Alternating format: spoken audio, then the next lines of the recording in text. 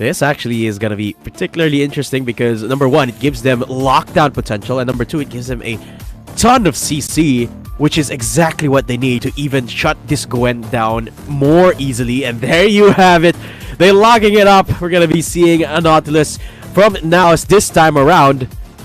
And Invade, are they prepared for this type of lineup? An Ornn and a Nautilus in one lineup. Yeah. That's literally the great fall for me. Because like, there's no more Garen and Galio in the scene, right? Yeah. There's like a version 2 for me. Yeah, stable frontline for NAOS, but still we have to check what is gonna happen once they are in the Rift. But someone that can also move around in the Rift and dish out so much damage is this Corgi. Now they need more damage. That's the one thing they lack right now, and they're gonna be locking up the Ezreal. As you said, perfectly complements an Ornn, and of course dishes out that artillery sort of fire as well.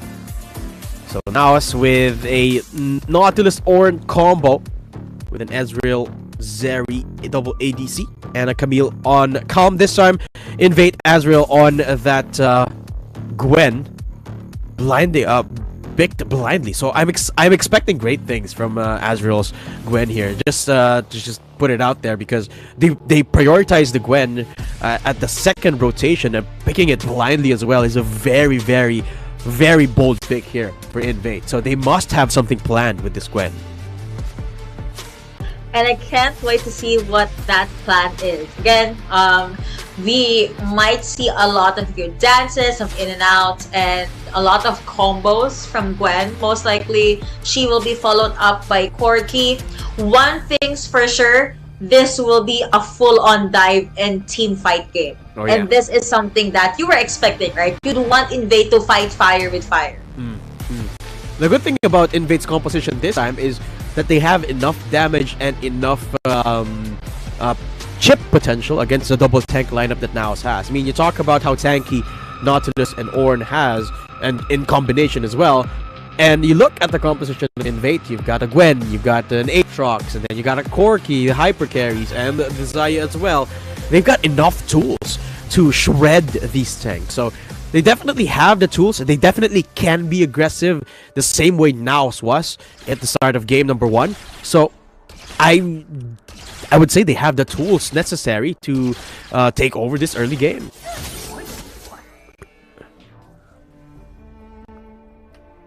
And now we begin in the Wild Rift. Calm again in this Baron lane, this time on a Camille. Very different from the Jax. And of course the Nautilus. First one that we've seen here. Actually, let me I believe that is the very first Nautilus that we saw since yesterday. For this season? Yeah, for this season. I believe so. Yeah, I believe so. Yeah. I mean, again, it's just mostly for being able to catch your opponents off guard. And yeah, another thing I realized though, since there's a lot of lockdowns, a lot of catching potential for NAOS, this is arguably a beautiful setup for Ezreal. True. Like, imagine all the arcane shift and everything. See, in the previous game, NAOS comp picked Jax and earned 139 golds per minute. Wow. In the last game. That's insane. Per minute.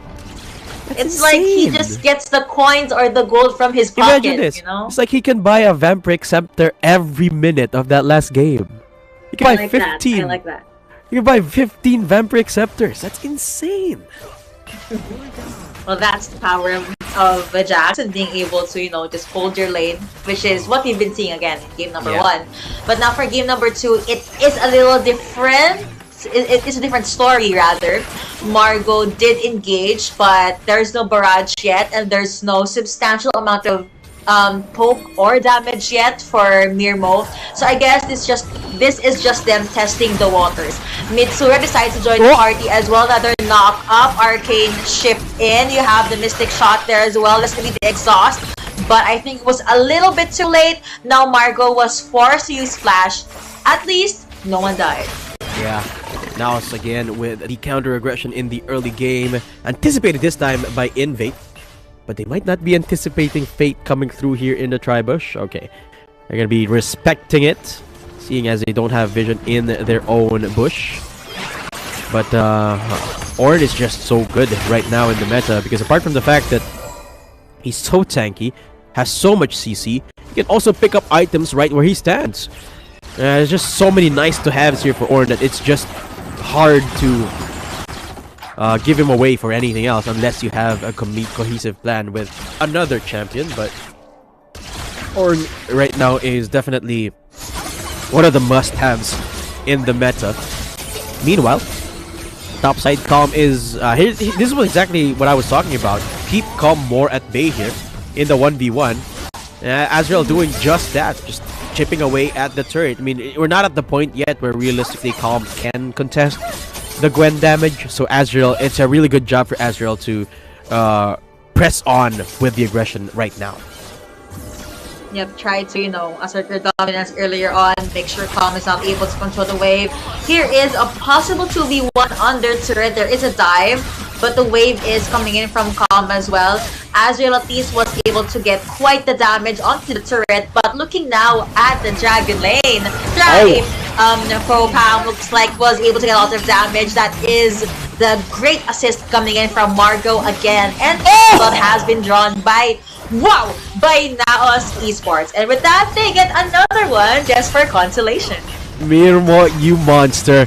And this is one of the things that you're supposed to expect when you have two tanks on the enemy roster is tower dives. Tower dives from NAOS Esports, who did the same thing in that last game, but this time it should be easier because they have two tanks. And let's take a look at that one more time. Look, all it took was one of the skills here for Margot, and it was just a dead Gragas.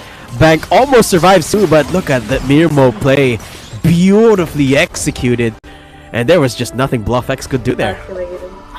Yeah, there's really not much. And see, logically speaking, you'd expect that if you're under turret, you're safe, right? That changes when you have someone that can jump in and out, like so. See, there's a lot of poke, quite literally, a lot of damage being shelled out by Mirmo. Not yet substantial since it's only like 5 minutes into game number 2, but it shows the aggression as well as the confidence that was shown was also able to force BluffX to use the package. True. Just so he can jump his way into safety with the space that NAOS was able to dish out. It looks like they can, or Fate can, secure Shelly or this Rift Herald that has to be connecting onto Azrael. I don't think that is a fight you'd want, good sir. That's going to be the jump in and flash in from Calm, and he secures the kill. Yeah. But looking down at the Dragon Lane side, there's fight after fight. Aatrox does go down, and Mark going to look everything. Saya forced with the Feather Storm. Bo3 decides to go away as well. However, that is Mitsura being able to secure the kill with the Zeri. NAOS are going in and they're taking everything from INV. They take the Rift Herald, they take the kills, and they take the Drake. They're not giving any breathing room at all for INV in this game number 2. And it's even worse than the first game because look, there's no trades at all, no kills, no turrets, no nothing for INV. And it is a 6,000 gold lead. Guess what, Yuko? 6 minutes into the game! 6 minutes! 1k per minute, basically. 1k per minute! 1 Vampiric Scepter per minute! Okay, so online there's this thing called girl math, right? And girl math, yeah. Math. I'm familiar. I call this Wild Rift math. Wild Rift math.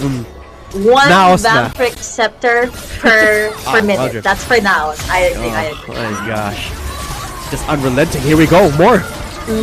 Hex ultimately being popped there as well, but Gwen decides to fight, but instead pay for that with her life. Now here is Mirmo, almost always present. The calls are just immaculate, and that is the barrage finishing off that Aatrox, and Zeri was also able to finish off that Corki. Cross map kills coming and actually brought to us here by NAOS. Mitsura sees the next target. Mirmo is there. If they want to fight, they can. That will be the exhaust connecting onto Mirmo.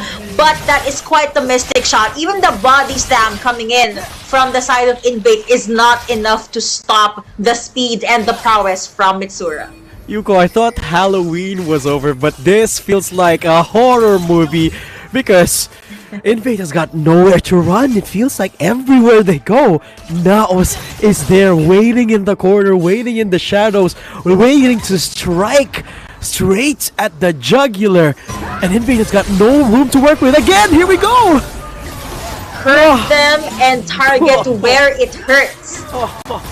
A Gwen that's not online is gonna struggle with a 2v1. That is something Calm has been utilizing multiple times, and I really like the response right here for Margot. Again, the support is pretty good so far. I mean, even in game number 2. But now, with all of those leads, with all of those gold, Calm was able to calmly take down the first outer Baron lane turret for the side of INV. Oh my gosh. And now a blind Ornn ult comes through. It's okay, Margot can spare that ultimate. As Mirmo is just trying to pressure down this bot Dragon lane. Everyone from INV actually called upon. The whole team is here just to try and defend this one turret. That's 100 HP. I'm not sure if this is a fight worth taking here for INV. But now they've spotted Mitsura. Oh, Flash is behind. Okay. Okay. Say Flash out, but there's no more explosive cast. Remember that. And with that, they take down the turret. Slowly but surely, NAOS is knocking onto the Dragon lane of INV. Calm hook shots his way into safety, followed up by Mitsura as well. They're gonna clear the wave, make sure that their minions are pouring in towards the side of INV so they can go through with the siege. Or, you know, just go with the invade. Yeah. And see how that pans out, right? Oh, they didn't get. They were at least INV. Okay, at least INV was able to take their own blue buff, but the amount of effort it took, it needed 3 people there just to contest the blue buff. That's the state of affairs right now.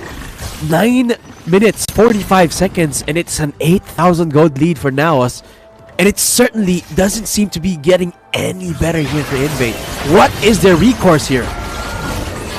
Tactical sweep, Ornn popping in with the ultimate. That does get knocked up. And Bluff X far at the back. But Mirmo, Margot, as well as Mitsura trying their best to chase down their opponents. That barrage was able to wither down HLX. He cannot join the fight anymore. Now here you have Mitsura. that very really focus firing onto that Corki, and Corki will have to wave the white flag. 2 and 15 now on the board. Not even 11 minutes in. Margot gave it a charge in on their turret. They don't care. Under leash will go underground, and the kill will most likely go over to Mirmo. Yeah, they go over to Mirmo. They were also able to get the secure onto the Drake. Fate is lurking onto the side.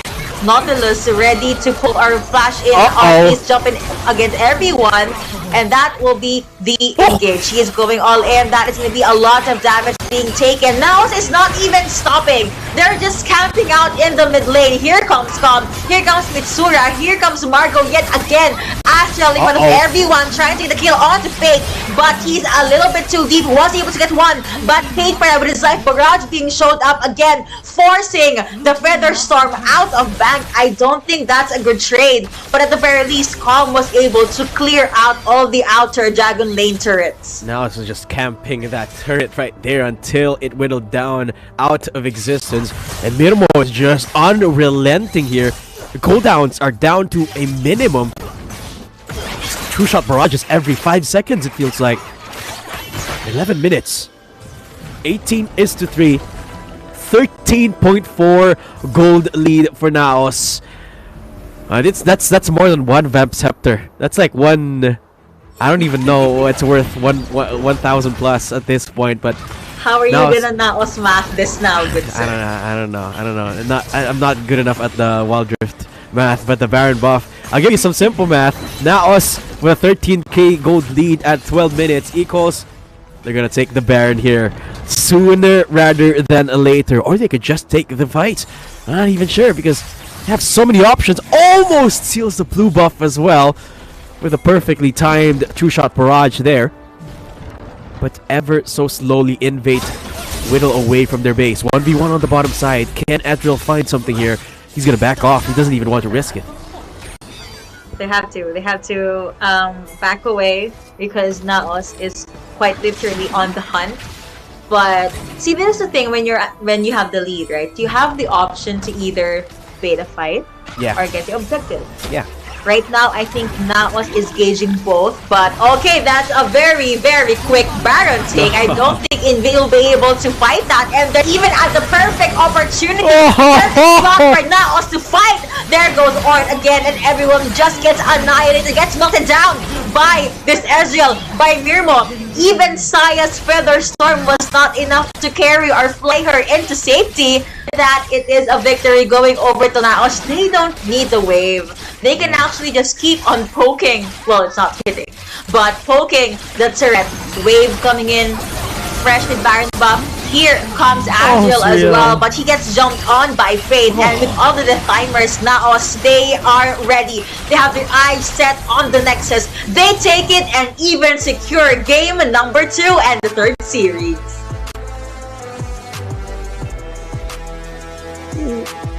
What a performance! What a statement from NAOS Esports!